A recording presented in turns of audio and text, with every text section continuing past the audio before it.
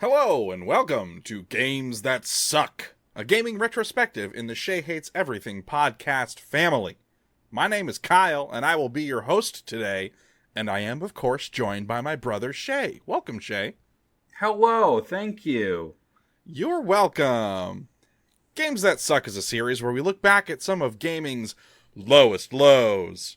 Each episode, we focus on our particular year in gaming, arguing about what the bottom 3 games of each year should be. And this month, we're talking about 1998. Turns out, another good year for video games. Yeah, there aren't a lot of bad video games. Well, we don't know a lot of bad video games in 1998. Yes. I'm sure they were around. We've learned about a lot of bad video games from 1998, but at least like the initial list of like games we know was quite short. Yeah, I was only able to come up with like 4 games, and then you added another. Yeah, 3 I had a couple. Yeah, I had a couple, and then I went and was combing through the Wikipedia page to find some other hidden gems a la Cyberdillo. So we've got a couple of other real banger, just hot trash video games on here to chat about. Yeah, I'm pretty excited to talk about a couple of these. It's gonna be a good time. So what we do here, as Shea mentioned, we have combed through the Wikipedia page for video games in 1998, including actually some 1997 games, because sometimes games released in Japan a year early, so we kind of have to go through both. And we've picked out all the games that we want to talk about. And I think there's like 12 or 13 games on here, which is pretty good. Better than I thought, kind of going into this episode. But before we get into the long list, I have a dishonorable mention. Yes. And that is Overblood 2, which did release in 1998, but it was only in Japan and Europe. It never came to the US. Developed by Riverhill, published by Evolution Games, has a game ranking score of 57, which is bad. Certainly not the worst score we've ever seen, but I imagine that score would be lower had it made its way all the way west. I think that's probably true. So you never played this? No, because it was just the Game Informer sort of, because I assume they got their hands on one of the versions to do their playthrough, right? Well, no, so that's the first Overblood, which we've talked about on the show before. Yes. But they did not play Overblood 2. I guess not to my knowledge, no. I see. Okay. Well, that's a bummer, because I bet that game sucks. I bet it's really bad. So just wanted to mention that up at the top as a dishonorable mention. Just in case anyone else is combing through the Wikipedia page and like, wait a minute, Overblood 2, it's the Spider-Man meme pointing at each other. Why didn't they talk about Overblood 2? There's no way for us to play it. It's impossible. Cannot be done. Yes. We would go to jail if we tried to play Overblood 2. It's true. We would be litigated against. Is that a phrase? I suppose yes. That sounds like corporate lawyer lingo, but I think it applies. I think I nailed it. So all right, the long list. We start off with a real banger. Oh yeah. Okay. Full disclosure. I love this movie. I still love this movie. I watched this movie a couple of years ago with several cocktails, but it's a good time. It is. It's a very fun movie, and that movie is Batman and Robin, starring who's the George Clooney. Yeah, well, it's George Clooney, and then I was trying to think... Chris O'Donnell, thank you. I was trying to think... I was going to say, he's in the Three Musketeers movie. And Alicia Silverstone, looking fine as hell for... That's true. Like, whatever, 13-year-old Shay's memory. Right. Also starring the absolute insane performances by Arnold Schwarzenegger and Uma Thurman. Mr. Freeze and Poison Ivy, respectively. It's a great film. Yeah. Great film. It's It's got some really great neon colors, some motorcycle racing. The art and aesthetics are awesome, including the bat nipples. There we go. you get some nice tush also. True. Uma Thurman is looking good in that movie, which is she impressive. Got them poison lips. I'll take my chances, you know. But unfortunately, we are not here to talk about the hallowed film Batman and Robin. The hallowed We're here film.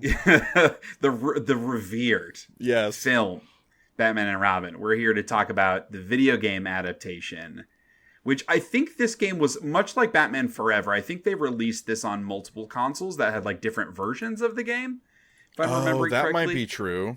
But we're talking about the PlayStation 1 version of this movie tie-in game. Back when movie tie-in games were extremely common, even for movies that it didn't make sense. Right. Basically every movie got a movie tie-in game. Yeah. But yeah, this game, developed by Probe Entertainment, published by Acclaim, a game rankings aggregate score of 47.37, which is very low. Yeah. My memories of this game are not good. I don't have good memories of this game. It is a sort of 3D, beat 'em up. It's got watching gameplay to refresh my memory. It makes me think of Resident Evil 4 with like the tank controls, because the way that the characters move is so, this isn't to the detriment of Resident Evil 4. It's just, it made me think of tank controls. The way that they move in this game is so like stiff. Yes. And it's like their shoulders and head are all locked together. Totally. So they just like move really, and like when they turn, their entire upper body turns. And I wrote a note, a very clever joke, that just like George Clooney's Batman, these characters can't turn their heads, because that's how it feels as you run around the area. And basically you're just beating up bad guys. That's like every Batman, though. They never let him turn his head. Well, that's the whole thing in Batman Begins. Or is it Batman Begins or Dark Knight? One of the two, where he's like, I want to be able to turn my head. Right, yeah. Which was a callback to the originals. But yes, that's a staple of the old Batman movies. And apparently game, because that's how accurate to the movie experience they wanted this game to be. Yeah. But yeah, it's the stiffness of the characters is what stands up in my mind, in my memory. Yeah, and I think because it's like they're like open-ended levels, right? Where like you're going around and like solving loose puzzles and defeating enemies and stuff. And like none of the puzzle design or the combat design like makes a whole lot of sense. It's like it's hard to figure out what you're supposed to be doing. Like it's hard to determine like what's interactive and what's not. Like that was a pretty common problem back then with games, but they were going for, these big open levels at the time, and they didn't have the game design chops to like prop that up at all. I will say, like, I don't think it's like the ugliest game. It's not. It does look compared all right to a lot of other games we're talking about here. Like, it feels like there's some production value, which you wouldn't expect from a like cash grab rushed movie tie-in game. Right. So I think that, to its credit, like, it doesn't look that bad, other than like the character model designs, and you're right, like the world is extremely empty, and you're just kind of like running around hitting guys. But this is like, it's like just a classic bad video game. Totally. It's like not a whole lot of redeeming qualities. Well, it's not bad in any interesting ways, is part of it too. Right. Like a lot of the games on this list are like weird and ambitious in certain ways, especially because we've talked about this last couple of games that suck and games that don't suck podcasts, just because this era, right, like with the move to 3D, devs were like trying things and doing a lot of new types experimental of things. For sure. Yeah, and this game, despite the fact that it is a 3D game, which was still very new at the time, it didn't feel like it had ambitions beyond being a movie tie-in game. No, they were just trying to like beg, borrow, and steal from other successful formulas of the time. Yeah. Which you'll hear that refrain pretty commonly from some other games on this list too. Just like, hey, that game worked. Let's do that, but worse. Yeah, turns out throughout time, people have been doing that with art. It's oh, that thing's successful. I'm going to ape that shit because I'm not creative enough to think of something new. So, yeah, I mean, like you saying it's not bad in any interesting ways, really. I don't know that we keep it around on the short list. The only reason I think we should, because I think I'm with you. I think there are 3 other games on this list that we will end up wanting to celebrate in sneer quotes. But I think we keep Batman and Robin for now because I do think it's one of the only games that we both have a strong touch point for. And that's worth something too. Okay. Versus the list end up being like games that only one of us have played or like we just know is bad. So sure. I think it's worth keeping for now. Okay. All right. We can have that conversation later then. Next up is I chose not to put this on here and you put it on here. So I was curious about that. Yeah. Tell me about this next one. Yeah. So let's talk about Blasto for the PlayStation 1. This was developed by Sony Interactive and published by Sony Computer Entertainment in America. It has a game rankings of 64.71, which is astronomically high compared to a lot of the games that we talk about on these podcasts. I don't think this game stays. I did want to call it out because I think it is very stilted, and I don't remember the gameplay being very fun. So this game, it's a 3D third-person action game shooter set in space. Blasto, the main character, is voiced by the late great Phil Hartman. He's very much like a Captain Quark from Ratchet and Clank. If you haven't seen Blasto, he's very quippy. He's dopey. He's got that kind of like, he's got the Johnny Bravo build. Yeah, the Kronk from Emperor's New Groove build, the huge barrel chested, broad shoulders, tiny waist, skinny legs. Yeah, and I think that's the thing that elevates this game to not being a game that sucks, as it were. Is it's got a very fun personality. I think the gameplay is bad. The movement, you have this like strafe feature where you can move like side to side and he kind of like hops side to side.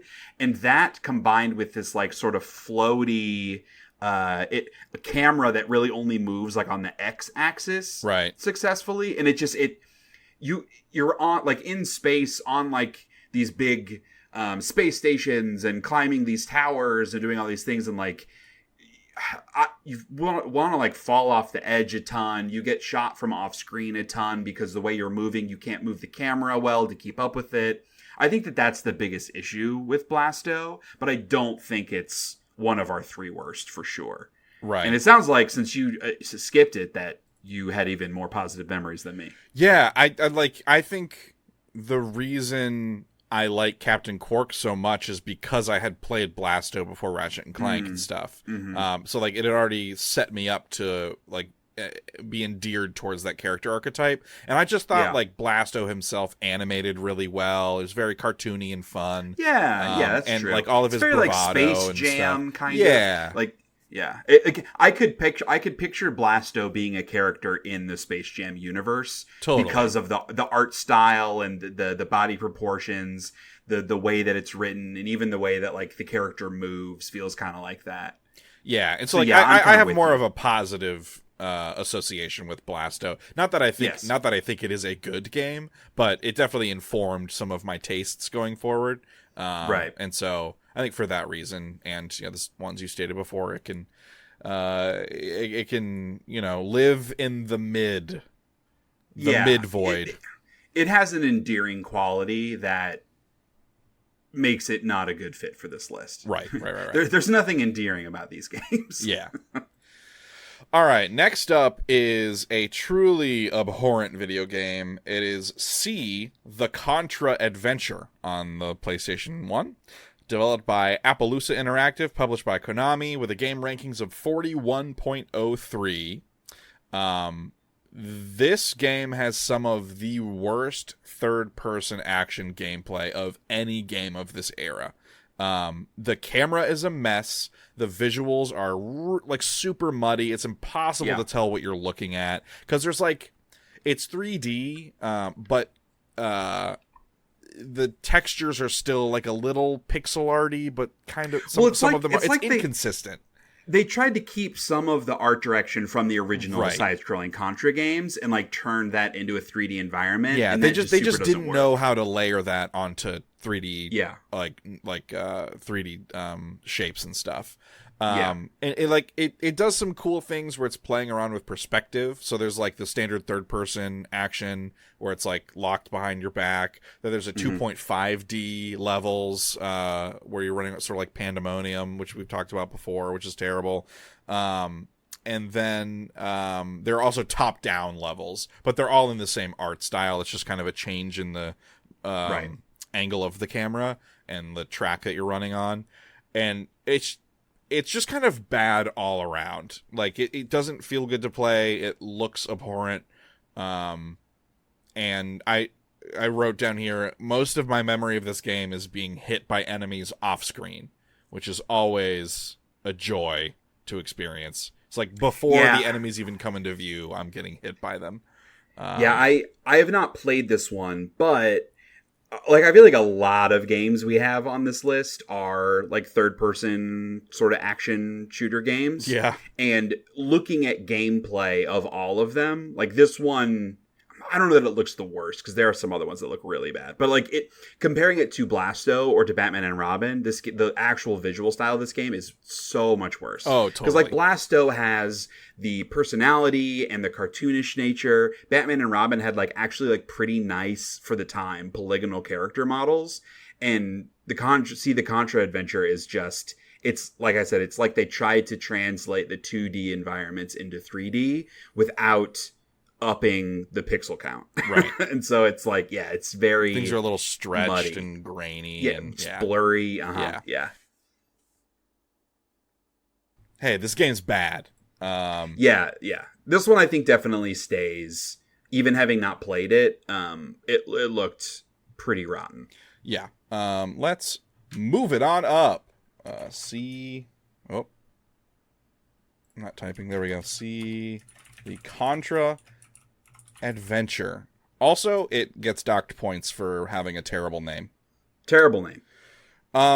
This next one is Elf Bowling for Windows. Did you ever play this? I did. Oh, okay. Yeah. Awesome.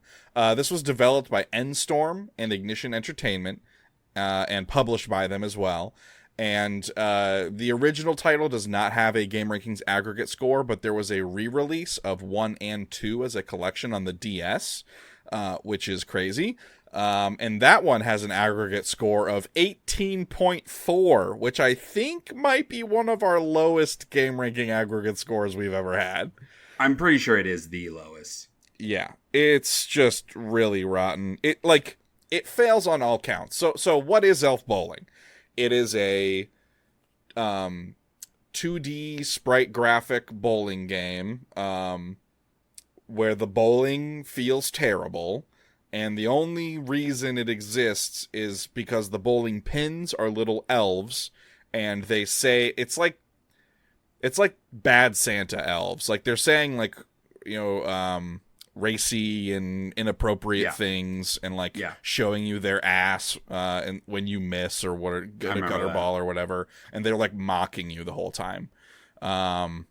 And that's kind of the game's only shtick, is like, it's a bad bowling game where you get harassed by shitty cartoon elves.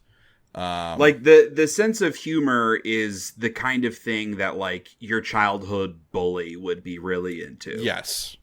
100%. It is not appealing, not funny, not smart. Even at the clever, time, it was not funny. Even for a child. Yeah. Yeah, my only issue with Elf Bowling is it's like barely a video game. I know. Like, it's like it's a Flash game before Flash games. Yes. It was on a floppy disk. I remember that. It was on a floppy. At the time when CDs were the norm, it was on a floppy. And that's exactly what I was going to compare it to, is like it felt like a current era Flash game. Right. Which, like, there are lots of really good games that started out as Flash games. Like Super Meat Boy was a Flash game before it became a real game. That's my only, like, to me, either Elf Bowling definitely makes the top 3, or we should cut it as like disqualifying for it not really being a video game. Yeah, I don't want to muck around too much about that stuff. I'd rather, like, if you and I have an experience with a game, regardless of the format or volume of it or whatever, I think it should be up for contention. I mean, we can have a discussion about the fact that there's not much to it, not that it was like part of the discussion can be, it's a short experience, I guess I should say. And therefore, I guess the pain is relatively short-lived. But that's fair. I would like to keep it for now. I'm cool with that. I think it belongs. I also think like this game makes me cringe when I think about it. Totally. Like, it's not just a bad video game. It makes me cringe. Like, it's embarrassing that this product exists. And it lives rent-free in my head. And it won't leave. Squatters' rights. But could I interest you in the 2007 film adaptation of Elf Bowling, released straight to DVD, starring Tom Kenny? Excuse me? Yes. Tom Kenny is in the movie Elf Bowling, the movie The Great North Pole Elf Strike. Oh, this has a rating on IMDb of 1.9 out of 10. Oh, that seems too high. Oh, wow. All right, look, I'm going to have to look into it. It's on Amazon Prime, apparently. I'm going to have to look into this later. Just looking at some of the images, I don't think I could even, like, joke watch this. What I really like on Wikipedia, it says, the film was panned by critics for... And then normally it'd be like a couple of things. Like, the film was panned by critics for its writing and voice acting.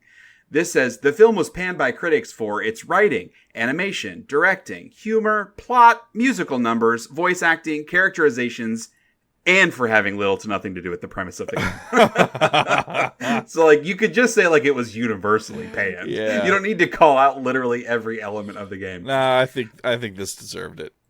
A budget of $6.5 million. Oh, what man. Are we doing? All that money could have gone to cancer research instead. I will say Elf Bowling was a cult hit at the time. Like, it was very popular. For all the wrong reasons. Yes. Okay. Like, all of my friends played it. I remember going over to...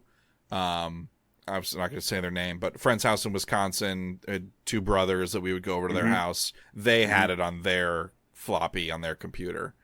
I would play it over there because I'm also sure mom and dad would not have wanted me to be playing it at my age. No doubt.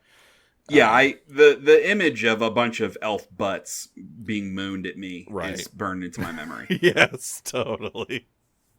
So yeah, the game sucks. Yeah. It should stick around. Oh, I can't believe it's a fucking movie.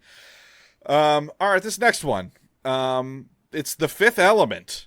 Another movie tie-in. Yep, a new movie tie-in on PlayStation 1 and Windows, developed by Callisto Entertainment and published by Activision. Has a game rankings aggregate of 34.37. My notes on this video game. Imagine a worse controlling and worse looking Tomb Raider somehow. Yeah. Yeah, because it's trying for... Speaking of how Batman was trying to do the same thing, like taking a successful formula and trying to just, like, slap the Batman name on it. The Fifth Element was, like, just trying to make a Lara Croft Tomb Raider game. But it's The Fifth Element? It's really strange. I have some notes here. I looked up some gameplay to, like, refresh my memory. It doesn't look that terrible, but that's mostly because there's, like, a 10-foot draw distance. The draw distance is so bad. So bad, dude. It's crazy. And there's also a fun aspect of the game where there are levels that have no music. It's, like, just this, like, futuristic droning of those, like, hover cars passing by occasionally. Mm-hmm. And then the sound effects of, like, your gun and stuff. And and just like no music, which is insane, completely insane. Yeah, this one I really don't get. I think like I don't get why it exists, right? Because The Fifth Element is a popular movie, again, cult following, sort of cyberpunk movie, but like it seems like a weird fit in that era for a video game. Like a Fifth Element game now would make sense because we can take advantage of the setting and the atmosphere and all of that stuff because the technology has come so far. But with such simple enemy AI and environmental design, I just don't know why this game got made. Right. And I need to refresh my memory. So Corbin was... Yes. Okay. Corbin was Bruce Willis in the movie. Wow. Yeah, that's interesting because the character model for Corbin in the game looks nothing like Bruce Willis. Oh, really? Yeah. He's like wearing an orange shirt or something. I don't remember. Did Bruce... Well, maybe he did wear an orange shirt at one point. But it's like... But you mostly play as the female character in the game, don't you? You play as both, yeah. Okay. So it's like, when you play as Corbin, you have, like, a gun. And when you play as, I forget her name. Lilu. Is it Lilu? She has, like, fighting moves stuff that she does. But it's like, it's a pretty straightforward, like, action platformer. I don't recall there being, like, any puzzle elements, which... may have like kind of elevated the experience a little bit. It's just like kind of bad in every way.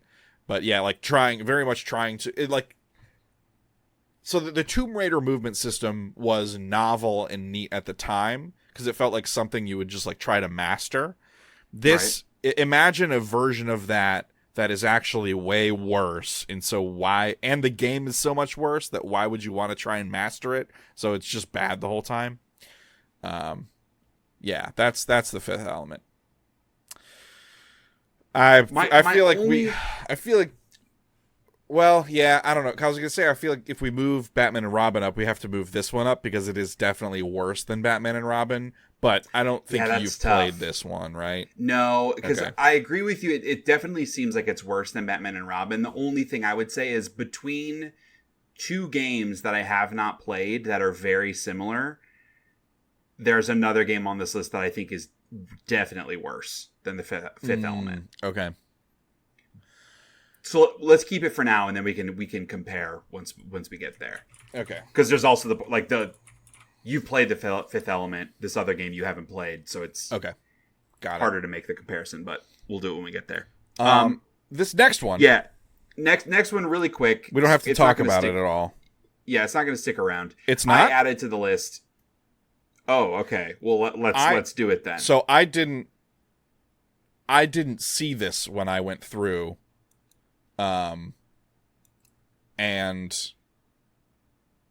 I'm sorry. Actually, I have bad news. Yes, North America was 1999, so we need to save it. We need to save it. I'm writing it down. Teaser for 1999. We'll come back to this game, and we'll on that podcast we'll tell you what it was. We won't leave you in the lurch.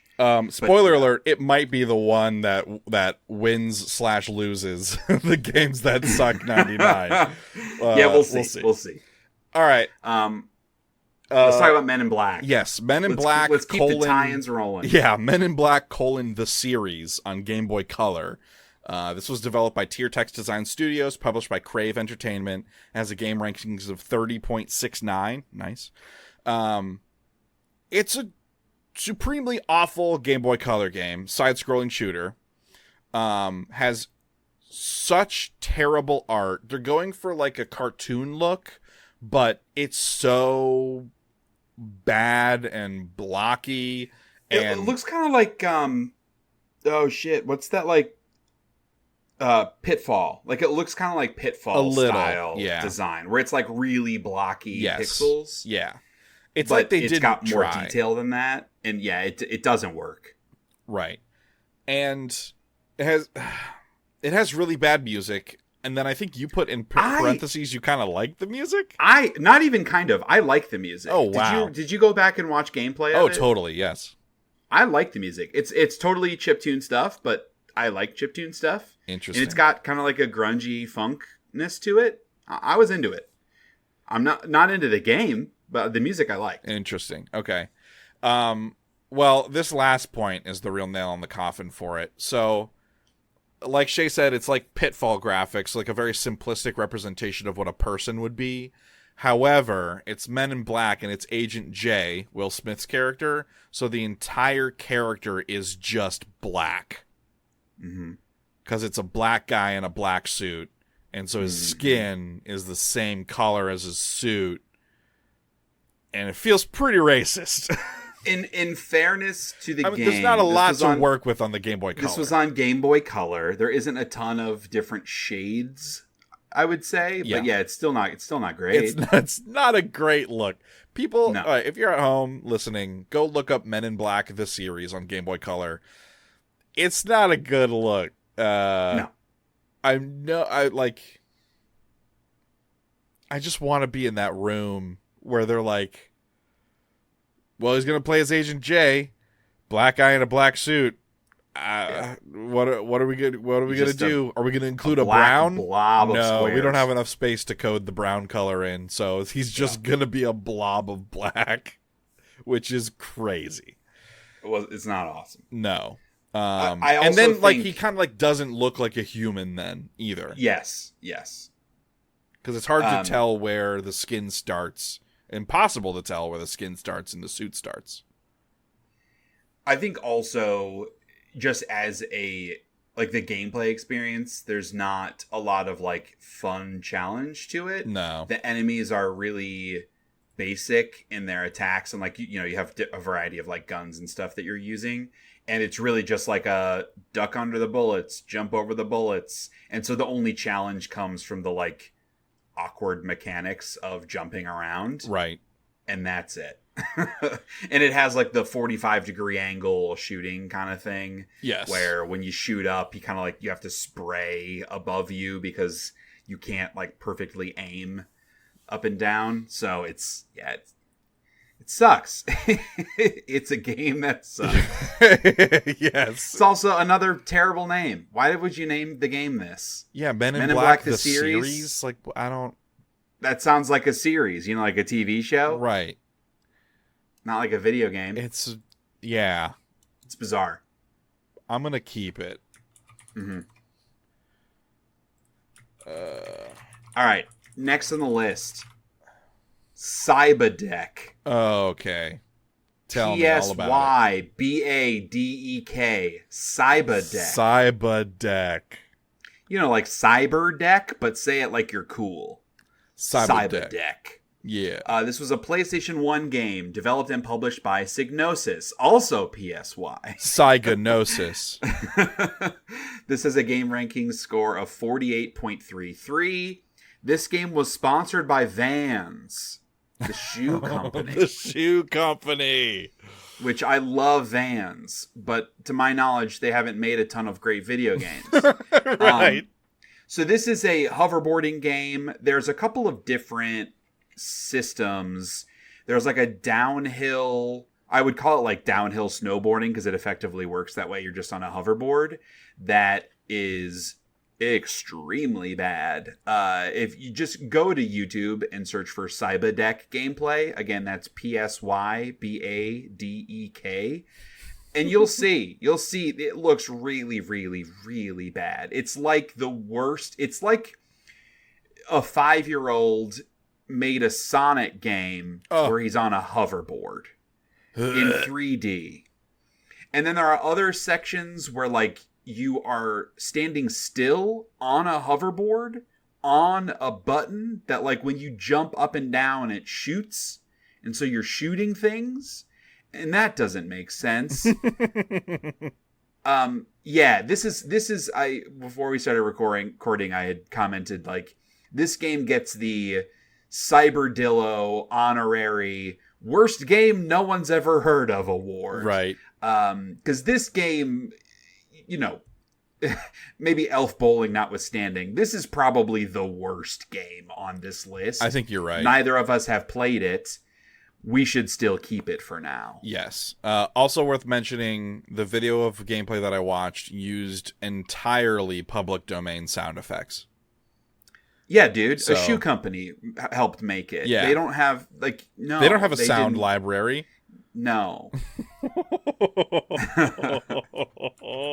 Psybadek. No dig against Vans. No. Maybe stay in the shoe business and out of the games business, though. To my knowledge, they have since Psybadek. Yeah, I think they learned. Yeah. That's good. Okay, next one on the list. I don't think this one's going to stick around. Nah. It is Quest 64. This is an N64 game developed by Imagineer and published by THQ. Game rankings of 53.79. I think this is not a good video game. But this, tying back to what I was saying at the beginning, like, this is a game that had ambition, that had ideas that were actually pretty cool. Yeah. So in Quest 64, you play as a child mage. Your name's something cool, like, Deathbringer, or like, Ramathian the Great, or Brian. It's one of those. One of those is the name. You play as a child mage named Brian. The character's name's Brian. Hell yes. In like a fantasy magic game. Brian's represent. Yeah. So it has turn-based combat.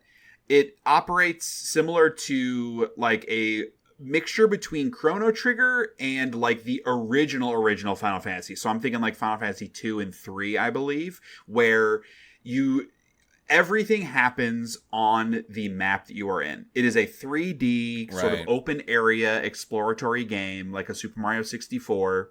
But when you come up against enemies, it just like puts you into turn-based combat. It's not like a separate screen, like Chrono Trigger does. And then the Final Fantasy 2 angle is sort of like how the combat, the turn-based combat works, and also some of the other systems that I'll get to in a sec. But in this, like, just watching the gameplay of it, they make these like weird dotted line AoE zones of like where you can attack, where the enemies can attack, the splash of the AoE damage. It creates a lot of weird clutter, and the camera, much like most games of the day, the camera is not effective at like giving you a good sense of where your spacing is.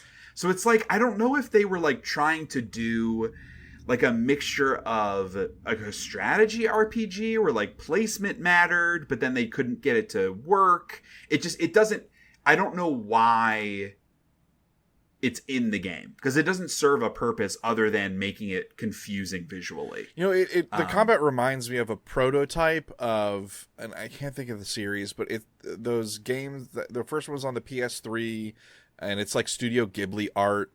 And they had a second one that didn't Ni no do Kuni? well. Ni no Kuni. It reminds me of Ni no Kuni. Yeah, but that was like real time combat, wasn't it? But it was kind of like turn-based in the Final Fantasy 12 way, where the attacks are all timed out and you're just kind of moving around in like a zone. Right? And then like it's like this tight arena taking place in the world that you're in. I feel like I get some vibes of that from this. Okay.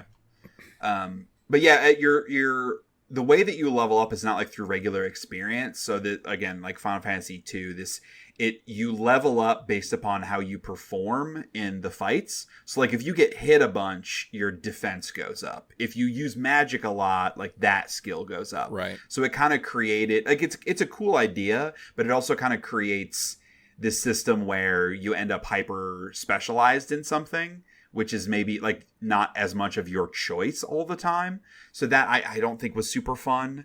And there's also no currency. So like you're not buying any new items or armor or weapons. You're just finding everything. Right. And so again, that takes away some of that like personalizing your experience and feeling like you're earning things. It's just randomly, you find a chest and you got a new item. Great. All that said, I think for the era, this kind of like big open area RPG was a really cool idea. Yeah. And my memory of like the story is fine. So I definitely don't think it's one of the worst games, but it's a game that it was far enough away from being good that it's worth saying that it's bad. Yeah, again, this is another one that I sense. have like some positive memories of playing at a friend's house, but probably because it's like a little bit of babies first with some of these things that we're talking about. Yeah. Yeah, I feel like it had more complexity than what I would call like a baby's first like RPG in that way. Maybe, just because its systems, a lot of its systems aren't, and again, this is hindsight analysis, so maybe I didn't feel that way at the time, but like the way that I'm used to playing RPGs, this game operated very differently than those. And so that I feel like it's not as approachable as what has become like the common RPG frameworks. And so in that sense, one, it's innovative. I had and it was no cool, framework at the time that I played it, though. Yeah, that's kind of what I'm saying is like, I might not have either, but looking, like going back in time and looking at it, and it's just like, why would you do it that way? It just feels weird. Yeah. But that's part of, to its credit too, that it was trying different things. I don't think it succeeded at those things, but it had ambition there. Right. You know what game doesn't have ambition? South Park, also for the N64. This was developed by Iguana Entertainment, published by Acclaim, with a game rankings of 67.31, which is actually higher than I thought it would be. I agree. This first South Park game, man, like this is the reason it took them so long to make like Stick of Truth and like a good game, because this game tanked so hard and people hated it. It's a really bad first person snowball shooter. Where you're running around the town throwing snowballs at people. You've got other weapons. You can shoot an egg out of a chicken's butt. That's true. The chicken butt egg. You can throw. I don't remember the Canadian characters, but like you can throw one of them and it like makes a fart sound. It has I like didn't remember poison gas. Okay. I do remember it running like ass and the really bad draw distance, which was typical of the time. One thing I read on the Wikipedia, and then I remembered how frustrating this was. So it's sort of like a tower defense almost, where like enemies are trying to get past you, and you have to like defeat them before they do. And there are these big enemies called tanks, and if a big enemy gets by, the game makes you play a really bad mini game where you have to fight the tank, and it's really hard and bad. And it happens every time one of the big enemies gets by you. I remember that being very frustrating. It had a lot of bad enemies. I know like later in the game you're fighting because you're like protecting toys or something to that effect. And so later in the game there's like airplanes that are trying to like shoot you and dive bomb you, and trying to aim at something that's flying around in the sky. It does not work very well. Yeah, because there's like a Nerf gun that operates as like a machine gun sort of thing, and so my memory is just saving up as many of the Nerf bullets as I could, right, to just spray and pray into the sky and hope that I was going to hit the airplane. And then the last boss, you play sort of a like Megazord giant toy, that is like brain dead and just wanders around the space that you're in. And by that point, you have all the weapons unlocked. You have all the different characters that can use the different weapons. And it just like you melt it in like 30 seconds and then the game ends. And I remember playing it and being like, huh, wait, what? Like, not that the preceding parts of it were fun, but I was expecting like a bigger boss than it was. Yeah. The boss was much easier than the base game was. Interesting. Yeah, it sucks. That's no good. That's like the ending of Rage, where there's no last boss. You're just like ride an elevator and then it ends. Yeah. It's so terrible. At least this had a boss. Right, yeah. Oy vey. This is a bad game. Do you want it to stick around? Yes. Okay. Yeah, I prefer, like, when we've got the short list, I feel like it gets easier for us to cut things once they're all listed right next to each other. Because again, like a lot of the other games that are already on the short list, I have not played. So South Park I've played. I feel more passionate about that. Yeah, we've at least both played that one. All right, tell me about this next one. I don't know this one.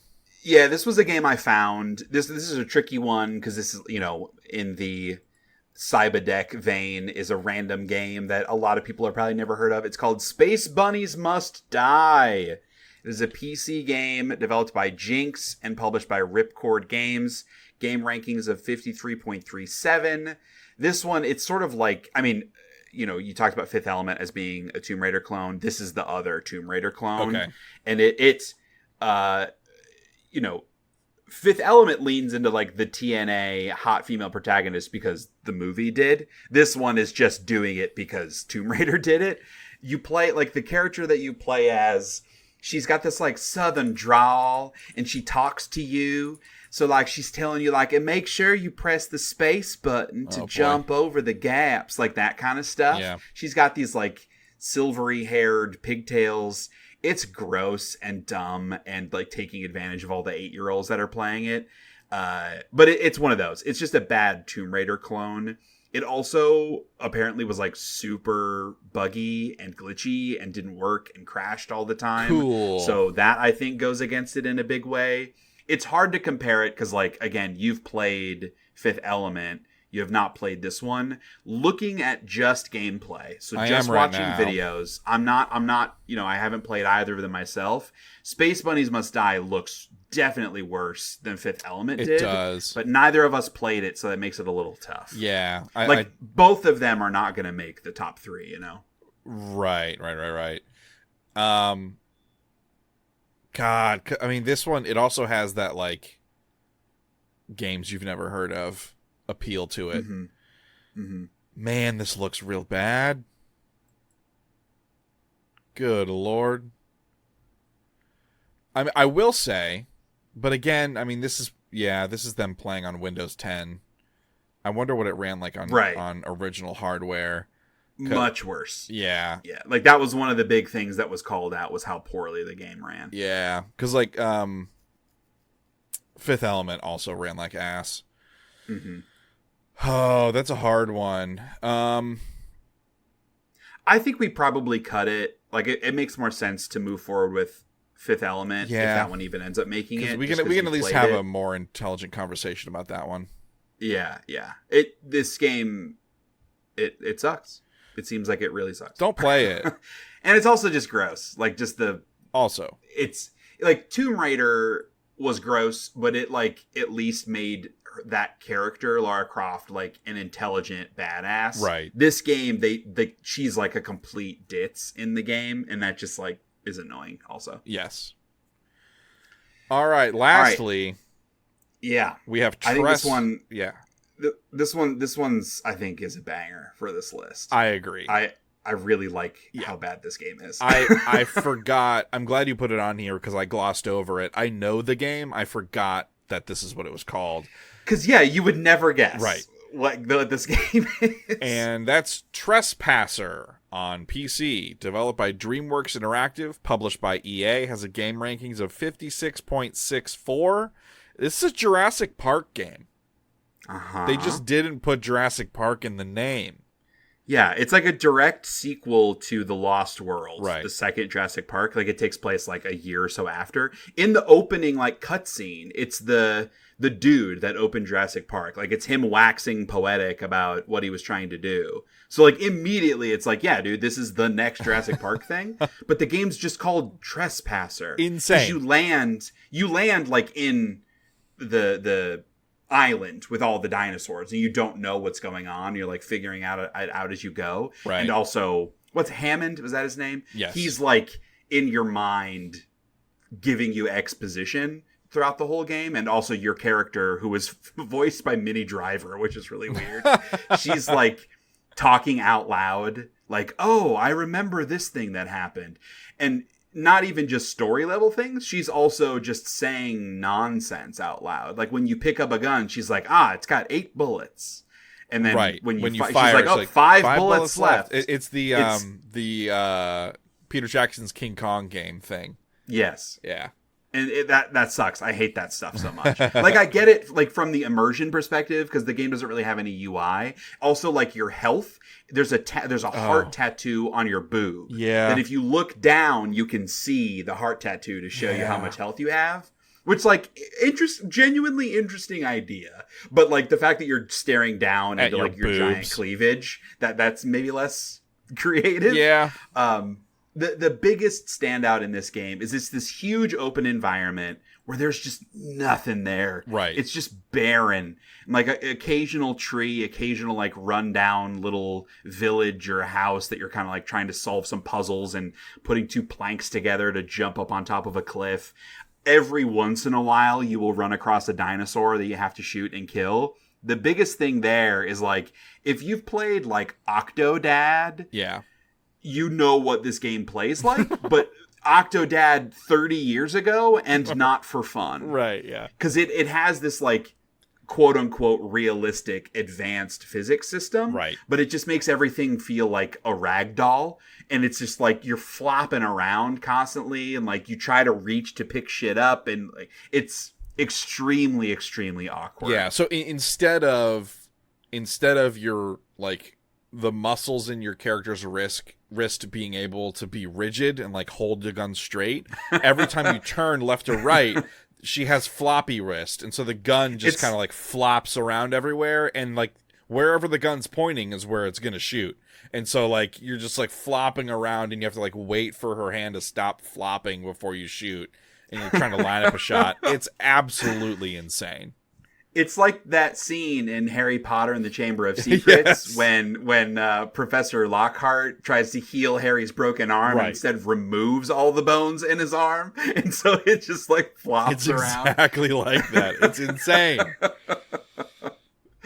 Oh, it's not super fun. No. Again, this is a game that like deserves some credit for doing a wacky thing with its physics, but it fails so phenomenally that like it's amazing and in a fun way, and also unbelievably frustrating to play. Totally. So I think Trespasser also stays. Please. Which means we've got like 10 games still on the short list. Yeah, well, no, we have 1, 2, 3, 4, 5, 6, 7, 8. We have 8. So we managed to cut 4 so far. All right, run down the list, and I think we can make a few quick cuts. Yeah. Our short list: Batman and Robin, C, The Contra Adventure, Elf Bowling, The Fifth Element, Men in Black the series, Psybadek, South Park, and Trespasser. Yeah, I think Batman and Robin can safely go. I think so too. That game definitely sucks, but it doesn't suck enough. Right. It's like it sucks like in a boring way, which is in some ways worse, but it makes me care less about it. Yeah. Like I want to celebrate the really bad, weird games. Yeah, me too. That's how I feel about it as well. And just a reminder for the listeners at home, we're doing a bottom 3. Right. So we gotta get this down to 3 games. Would you keep Contra or Fifth Element if you had to pick? Contra. I would agree. I think we can probably cut Fifth Element also. Yes. Just looking at the other ones on here, because like, right. Here's the difficulty that I've got. Like Elf Bowling needs to make the top 3. Thank you for saying that. I was about to say I think Psybadek needs to make the top 3. Maybe not. Like I could see an argument against it just because we haven't played it. But also, no, I think I've seen it's dude. I cannot. It's the worst Psybadek. Game on here. It's the worst game on here. Yes. It's got to make it. Okay. So then, and so the third then we're fighting over one spot. Yeah, the third slot is Contra Adventure, Men in Black, South Park, or Trespasser. Trespasser's the most fun. I think of these 4, Men in Black goes away. It's just like a bad Game Boy game that might be slightly racist. I don't think it's racist intentionally. It's not a good look, but I don't think there's any like mean spirit behind that. But yes, I agree. I don't think it's as bad as these others. Yeah. Oh, I'm so on the fence because like I also don't. I think between Contra, South Park, and Trespasser, I think South Park goes away.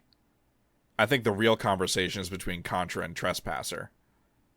Oh man, South Park is bad and disappointing because the IP is so rich and fun. So there is that added level of disappointment with South Park. That game sucks so much. It does. Like it's so unfun. And it's boring. And like the characters, they say the same lines over and over again. It's like, it's tedious. Like South Park is one of the least tedious things when it comes to IP. Right. And they made it so tedious. That's why I was saying I was on the fence about Psybadek. Because like, you're super passionate about Contra. South Park and Trespasser, I think, are just so bad. Like, Cyberdillo made our list, but I also feel like that was in a year where there weren't as many we felt really strongly about. That's true. That's my only thing. Like, I could see it both ways. Because, like, objectively, Psybadek is a worse game than South Park or Contra or Trespasser. I would keep Psybadek over Contra. So I think that means we cut Contra. All right. That game looks like it sucks. Yeah, real bad. Look, it's a Dishonor just to be mentioned.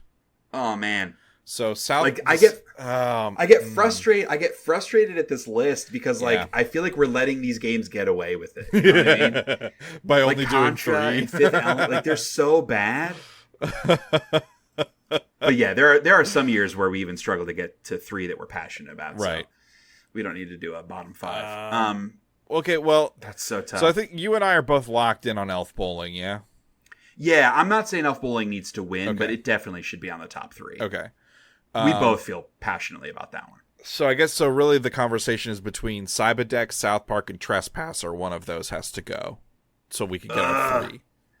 I think we cut South Park, and that makes me angry. I hate like, that yeah, game. like looking at Psybadek and Trespasser, like I am thinking South Park doesn't stick. Yeah, that sucks. Of truth. Like I hate that game. Makes me angry. All right. So those are our 3. Elf Bowling, Psybadek, Trespasser. Oh, those are 3 terrible games. What wins? Psybadek. You think so? It is objectively the worst video game on this list. We haven't played it though. It's the kind of bad that you don't need to play. I might advocate for... I was going to say I might advocate for Trespasser. But again, like, there's something about it that's, like, goofy. Like, it's not trying to be. It doesn't want to be goofy. No, not it wants at all. to be taken very seriously. But that's part of what makes it so goofy. Right. Because I don't think Elf Bowling should win to the point on, like, there's barely anything there. Right. It deserves to be in the bottom 3, but I don't think it should win. Yeah, I guess I'm okay with Psybadek. Okay. It doesn't feel that satisfying for Psybadek to win. Yeah. Why is that? Because we haven't played it. We don't have like a personal disdain. Right. You know what? I'm doing something in the dock.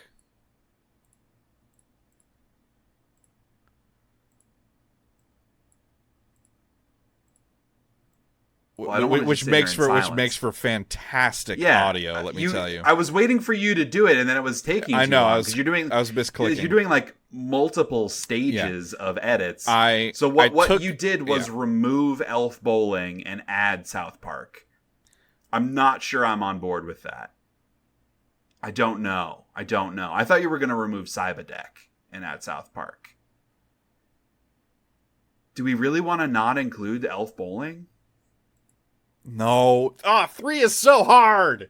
I know. This year. Shit. Oh, man. We have to include Elf Bowling.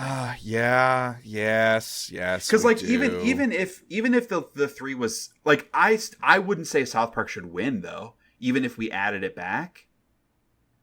So that doesn't help me like feel good about what should win. Right. Psybadek should win. I know it's not as satisfying because that's part of what's tough here, right? Like the 4 games that we have absolutely eliminated, Batman and Robin, See the Contra Adventure, Fifth Element, Men in Black the series, all 4 of them we have played or some combination of us have played. Yeah. And we know that they're really bad. Right. They're just not as bad as these other ones. So, like, I would feel more passionate about the 4 games we cut than the ones that we have in a weird way. But the ones that we have are definitely the right ones. They're definitely worse. Right.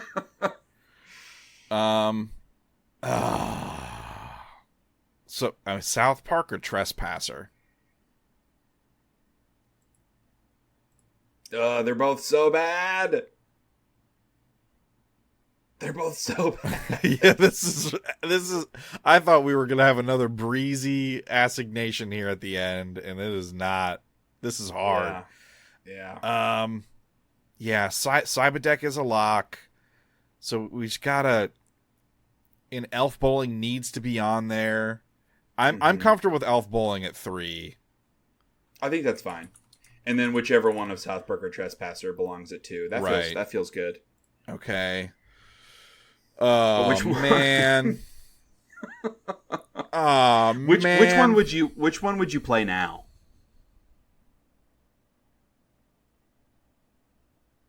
I would definitely play Trespasser.